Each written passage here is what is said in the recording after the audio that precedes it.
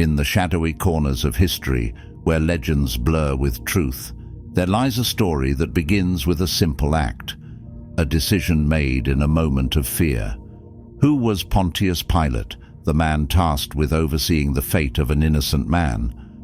What drove him to that fateful moment when the cries of the crowd drowned out his conscience? It was a day like any other in the bustling streets of Jerusalem. Merchants called out their wares, children played in the dust, and the sun cast long shadows over the ancient stones. Yet, beneath the surface of this vibrant city, a storm was brewing. Whispers of a radical teacher named Jesus of Nazareth filled the air, igniting the passions of the people and the ire of the powerful. Pilate, the Roman governor, was a man caught between worlds. He had come to Judea with dreams of glory, eager to prove himself to the emperor. Yet the political landscape was fraught with tension. The Jewish leaders despised the Roman rule, and the common people were restless, yearning for change. And at the center of it all stood Jesus, a figure shrouded in mystery and controversy. That evening, as the sun dipped below the horizon, casting a golden hue over the city, Pilate received an urgent summons. The high priests demanded an audience, their voices sharp with accusation. "This man," they declared, "claims to be the King of the Jews. He threatens our very way of life." Intrigued and apprehensive, Pilate prepared himself to meet the man who had captivated the hearts of many, yet incited the fury of the elite. What secrets lay behind those piercing eyes? What truths did he speak that so unsettled those in power? When Jesus was brought before him, Pilate was struck by the contrast between the man's serene demeanor and the chaos swirling outside. "Are you the King of the Jews?" he asked, searching for defiance, for a reason to dismiss the charges. "My kingdom is not of this world," Jesus replied, his voice a calm whisper amidst the storm. Pilate felt a strange connection, a flicker of curiosity igniting within him. Who was this man who spoke of kingdoms beyond earthly power? But just as quickly as it sparked, doubt crept in. The crowd outside grew louder, their chants of crucify him," echoing through the palace walls. What would he choose? Would he listen to his conscience, or would he yield to the tempest of public opinion? The weight of the decision pressed heavily upon him, and in that moment, the path of history teetered on the edge. The curiosity gnawed at him. Who would he ultimately become in this tale of power, fear, and tragic consequence? Let's start. As the sun dipped into the horizon, the streets of Jerusalem seemed to pulse with an energy that was almost palpable. Pontius Pilate stood at the window of his palace, overlooking the throngs of people gathered outside. Their voices melded into a cacophony, a tide of fervent emotion that surged against the stone walls of his authority. Whispers of Jesus had grown into a roaring tide, one that threatened to sweep away the fragile stability he had fought to maintain during his tenure as governor. Inside the palace, the atmosphere was thick with tension. The high priests had stormed in, a flurry of robes and accusations, demanding justice for what they deemed a heretic. Pilate had initially viewed his role as a mere overseer of law and order, a man who would quell the unrest with the weight of Roman power. Yet, as he faced the angry glare of the religious leaders, he felt the shadows of doubt creeping into his mind. "Do you truly believe he is a king?" Pilate finally asked, his voice steady but laced with skepticism. The high priest Caiaphas stepped forward, his eyes glinting with righteous indignation. "He calls himself the Messiah, the Son of God. He leads the people astray, undermining our authority and inciting rebellion against Rome." Pilate sighed, running a hand through his hair in frustration. He had seen many men rise and fall, their ambitions crushed under the weight of power and pride. Yet there was something different about Jesus. The man's calm demeanor, even in the face of accusation, intrigued him. He had witnessed countless prisoners tremble before him, But this man stood resolutely, almost detached from the chaos that swirled around him. When Jesus was finally brought before him, Pilate felt a strange sense of foreboding. The room held an electric tension, as if the very air crackled with the weight of impending fate. "Are you the king of the Jews?" he asked, his voice echoing in the silence of the chamber. Jesus met his gaze with serene eyes that seemed to pierce through to his very soul. "My kingdom is not of this world," he replied, his voice a soft yet powerful affirmation. Pilate's heart raced. What did those words mean? A kingdom beyond the reach of his authority, beyond the grasp of political powers. It was a notion both foreign and fascinating. He glanced out the window. The crowd had grown, their chants rising like smoke. "Crucify him! Crucify him!" A relentless tide that surged against his conscience.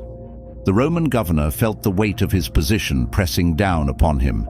He had always prided himself on being a man of reason, a ruler who made decisions based on logic and order. Yet, in that moment, he found himself torn between two worlds, the cold reality of political survival and the stirring of something deeper within him, a desire for truth. As he looked back at Jesus, he saw not a guilty man, but someone who embodied the very essence of defiance against the chains of worldly power. Pilate's mind raced. If he set this man free, he would risk his own standing with the emperor and the ire of the Jewish leaders. But if he condemned him, what did that say about his own soul? Was he merely a puppet of circumstance, or could he be the master of his own fate?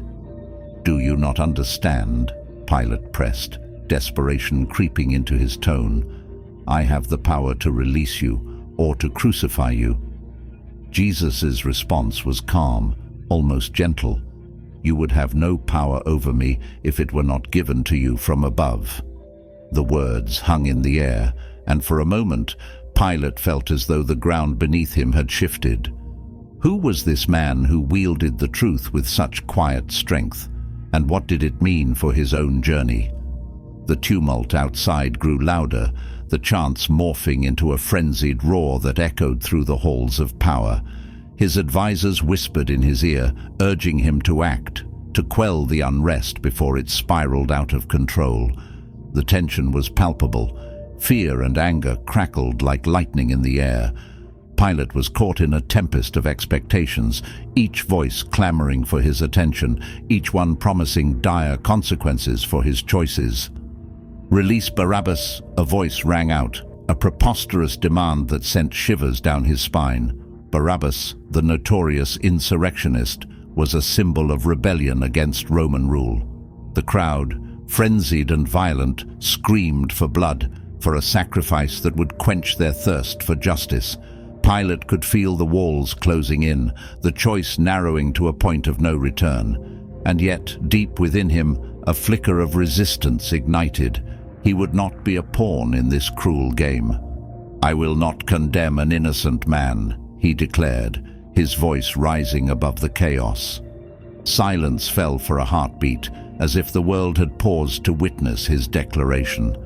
But the silence was short-lived, as the crowd erupted once more, their fury igniting like a wildfire. "Crucify him! Crucify him!" they shouted, their faces twisted in rage. Pilate's heart sank. He could feel the weight of their collective will pressing against him, threatening to crush his resolve. In that moment he turned to the crowd, desperation coloring his voice. "What evil has he done? I find no basis for a charge against him." But their cries drowned out his reason, a tide of anger that swept over his plea. The high priests stood behind him, their expressions a mixture of triumph and contempt. They had played their cards well, knowing how to manipulate the emotions of the masses. "If you release this man, you are no friend of Caesar.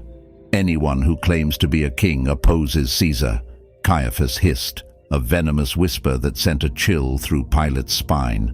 The threat was unmistakable. Pilate's pulse quickened as he grappled with the reality of his situation. His dreams of glory hung in the balance, teetering on the edge of a decision that could change the course of his life forever. In that instant, he felt the grip of fear tightening around his throat, a suffocating reminder of the price of defiance. He looked back at Jesus, who remained unyielding, a beacon of calm amidst the storm. What was it about this man that stirred something deep within him? An echo of courage, a call to challenge the very foundations of power and fear. Pilate's mind raced, wrestling with the implications of his decision. "Take him away," he finally shouted, his voice breaking through the chaos. The soldiers seized Jesus, dragging him away as the crowd erupted in triumph. The moment felt surreal, as if time had slowed and the world had shifted. As he washed his hands in front of the crowd, Pilate felt a deep sense of loss. "I am innocent of this man's blood. It is your responsibility," he declared, but the words felt hollow. The crowd roared in approval, their demands met, but he couldn't shake the gnawing feeling in his gut, the haunting realization that he had sacrificed his own integrity on the altar of fear. Days turned into weeks, and the weight of his decision bore down on Pilate like a heavy cloak.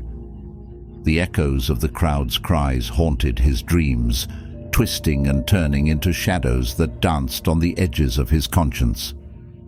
He had returned to his palace, but the walls felt like a prison, closing in on him with each passing moment. The whispers of Jesus lingered in his mind, a haunting refrain that refused to fade. "My kingdom is not of this world." The words echoed through his thoughts, a reminder of the choice he had made. He had forsaken the possibility of truth for the sake of maintaining power, but at what cost? The emptiness gnawed at him relentlessly. With each passing day, he found himself wandering the streets of Jerusalem, searching for something he could not name. He watched as the people went about their lives, oblivious to the storm brewing within him. Merchants called out their wares, children played, and the sun rose and set. But the vibrancy of life felt muted, overshadowed by the burden of his guilt. The political landscape shifted around him, but he felt trapped in a moment that had long passed. The arrival of new leaders, the whispers of rebellion, and the tension between the Romans and the Jews continued to build. Pilate knew he was a man out of time, a relic of a decision that had sealed his fate. His wife, Claudia, approached him one evening, her face pale and drawn. "Have nothing to do with that righteous man," she implored, her voice trembling. "I have suffered in a dream because of him." Pilate's heart sank as he realized the weight of his choices had reached beyond his own conscience. It had seeped into the very fabric of his family. In the silence of their chamber, he confessed his doubts, his fears, and the turmoil that coursed through him. Claudia listened, her eyes filled with compassion and understanding, but the knowledge that their lives were entwined with the fate of Jesus hung heavy in the air. As the days turned to months, Pilate found himself haunted by the shadows of his decision. He had lost touch with the man he once was, the ambitious governor who had come to Judea with dreams of greatness. The echoes of the crowd's cries still echoed in his mind, a constant reminder of the price he had paid for his moment of cowardice. The Roman Empire began to unravel, political unrest spreading like wildfire across the provinces. Pilate found himself increasingly isolated, the whispers of dissent growing louder. He had become a symbol of a broken system, a governor who had chosen power over justice. The very people he had sought to control now turned against him, their anger directed at the man who had failed them. In the depths of his despair, Pilate sought solace in the shadows of the past. He became a recluse, wandering the streets under the cover of night, searching for answers in the faces of the people he once ruled. But the more he searched, the more he felt the weight of his choices suffocating him. One fateful night, as he wandered through the narrow alleys of Jerusalem, he stumbled upon a group of followers of Jesus. Their voices were soft but resolute as they spoke of forgiveness, redemption, and the promise of a new kingdom. Pilate felt a strange pull toward them, a flicker of hope igniting within his heart. Perhaps he could still find a way to atone for his sins. He approached them cautiously, his heart pounding in his chest. "What do you believe?" he asked, his voice barely above a whisper. The followers turned to him, their eyes shining with fervor and conviction. "We believe in the message of love, of hope, and of a kingdom that transcends this world," one of them replied. In that moment, Pilate felt a sense of clarity wash over him. The path he had chosen had led him down a dark road, but perhaps there was still a chance for redemption. He listened intently as they spoke of a new way, a way that embraced the heart of Jesus' teachings, one that offered grace and forgiveness. Days turned into weeks as Pilate immersed himself in their teachings. He began to understand the depths of love and compassion that Jesus had embodied, the very essence that had threatened the status quo. It was a lesson he had failed to grasp in that pivotal moment, the power of love to transcend fear and hatred. As he sought to make amends for his past, Pilate became a quiet advocate for the oppressed, using his influence to protect those who had been marginalized. The whispers of dissent turned to murmurs of hope as people began to recognize the change within him. He had found a new purpose, one that ignited a fire within his soul. But the shadows of the past lingered, and he knew that the consequences of his earlier choice still loomed over him. The Roman authorities were growing restless, and they had begun to take notice of his newfound compassion. Rumors swirled that he was losing favor with the emperor, that his days as governor were numbered. In a final act of defiance, Pilate gathered the people of Jerusalem. With a heavy heart, he spoke of the importance of love, compassion, and forgiveness. He urged them to rise above the hatred that had plagued their city, to embrace the teachings of the man he had failed to protect. But the message was met with mixed reactions. Some embraced his words, while others viewed him as a traitor, a man who had once condemned an innocent man to death. The storm of dissent grew, and Pilate felt the walls closing in once more. In the end, Pilate found himself standing before the emperor, his fate hanging in the balance. The weight of his choices bore down on him, a reminder of the crossroads he had faced so long ago. He had traded his dreams of glory for a chance at redemption, but at what cost? As he awaited his sentence, he thought of Jesus, the man who had shown him the true meaning of power and love. He had learned that true strength lay not in the ability to wield authority, but in the capacity to show compassion, to challenge injustice, and to seek forgiveness. In that moment of reflection, Pilate realized that he had become a different man. The tragic fate that had once loomed over him had transformed into a story of redemption. He had sought to silence the truth, but in doing so, he had awakened a deeper understanding of himself. As the emperor's decision was announced, Pilate felt a sense of peace wash over him. He had found his voice, his purpose, and his place in the tapestry of history.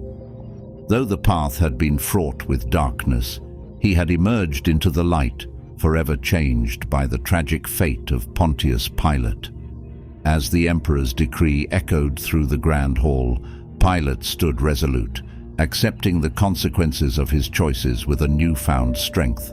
The verdict was not one of death, but of exile, a punishment that, while harsh, allowed him to live, to reflect, and perhaps to seek redemption.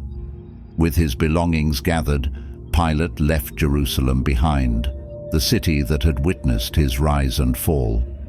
He traveled far from the familiar streets, journeying to a remote province where the whispers of Jesus still lingered in the hearts of the faithful.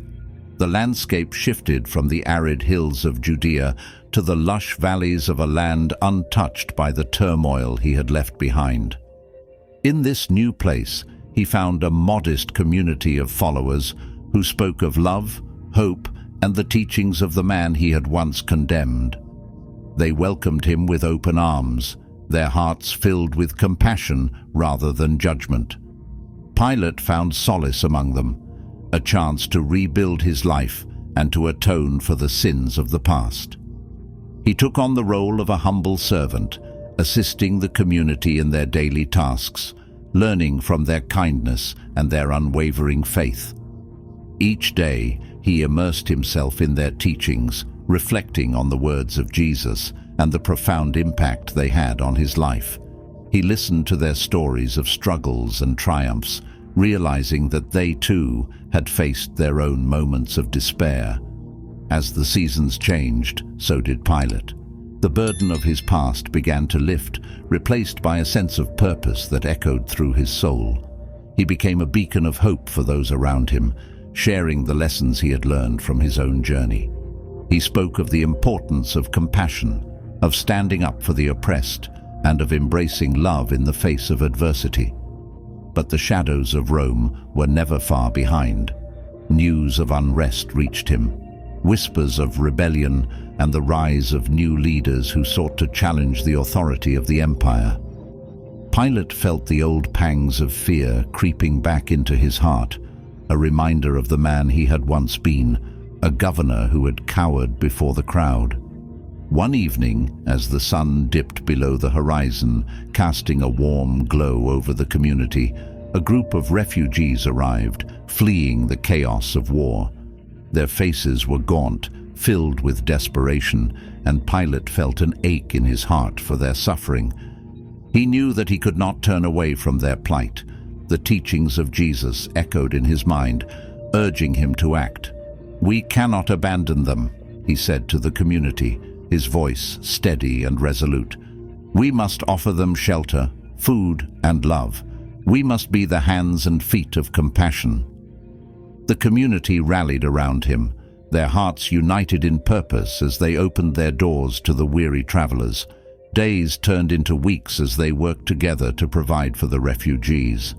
Pilate found himself deeply moved by the resilience of those who had endured unimaginable hardships.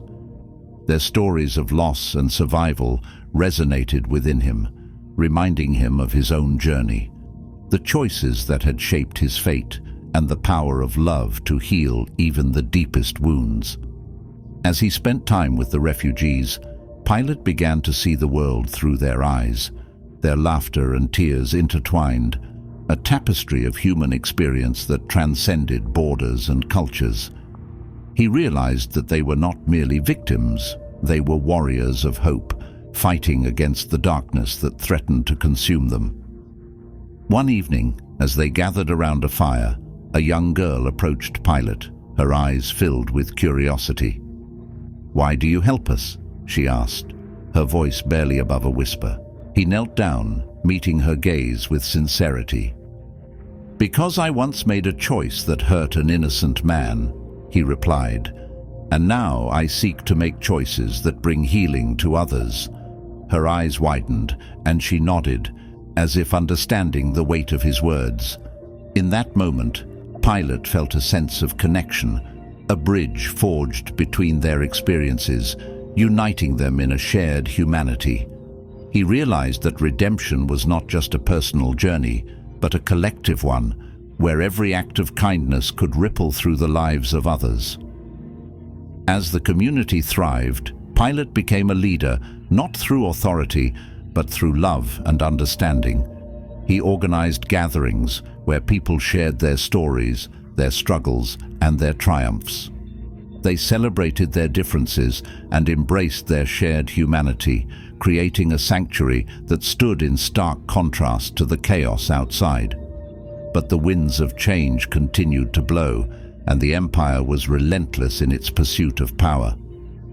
Rumors reached Pilate of a new governor, a man known for his ruthlessness and ambition. The refugees spoke of fear creeping back into their lives, of the possibility that their sanctuary could be threatened once more. Pilate felt a surge of determination rise within him. He could not stand idly by while others suffered. He called a meeting, gathering the community under the starlit sky. "We cannot allow fear to dictate our lives," he urged, his voice firm. "We must stand together, united in love and compassion. We are stronger than our circumstances."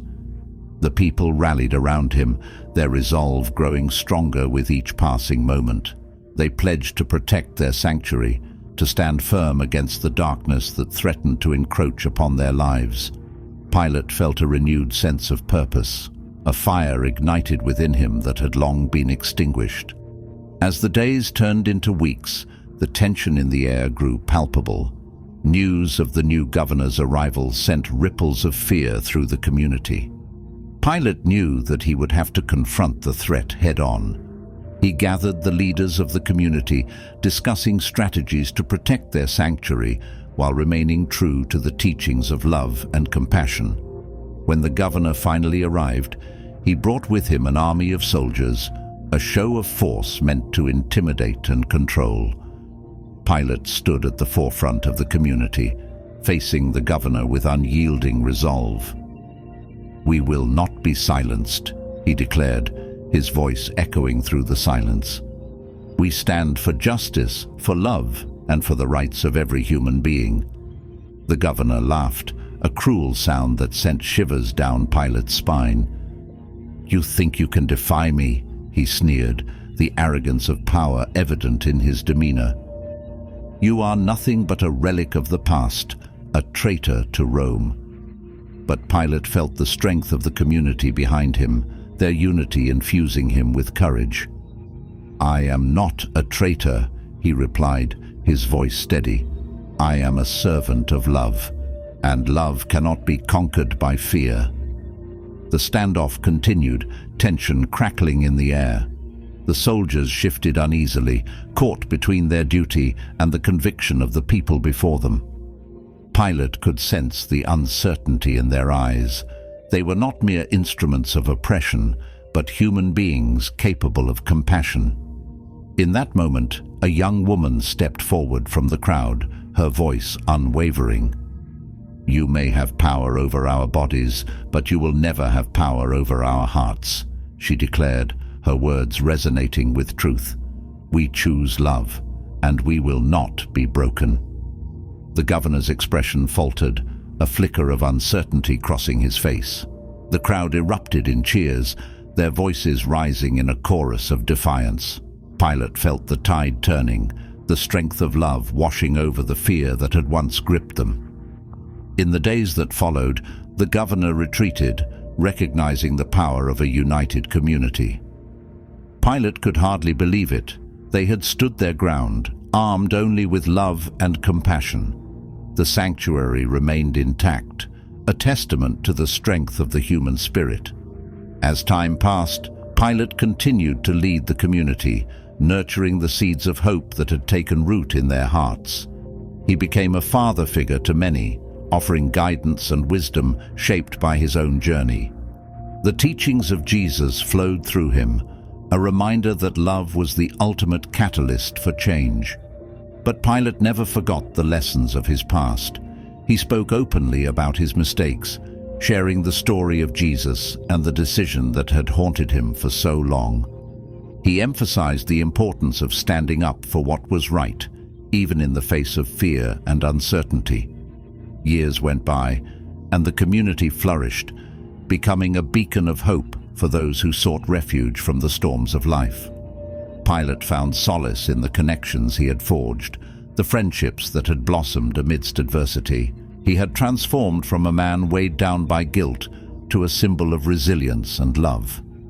One evening, as the sun set over the horizon, casting a warm glow over the land, Pilate gathered the community for a celebration. They shared stories, laughter, and feasts, a vibrant tapestry of life woven together by the threads of love and compassion. As he looked around at the faces of those he had come to love, Pilate felt a deep sense of gratitude wash over him. He had found redemption not in the absence of mistakes, but in the willingness to reflect, to learn, and to embrace the power of love. In that moment, he realized that his tragic fate had transformed into a beautiful story of hope. a reminder that even the darkest choices could lead to the brightest paths. As the stars twinkled in the night sky, Pilate understood that he had finally come home. He was no longer defined by his past, but by the legacy of love he had chosen to create. And so, in the heart of a land that had once been marked by fear, Pontius Pilate became a symbol of compassion, a testament to the power of change, and a reminder that even the most tragic of fates can lead to a brighter tomorrow.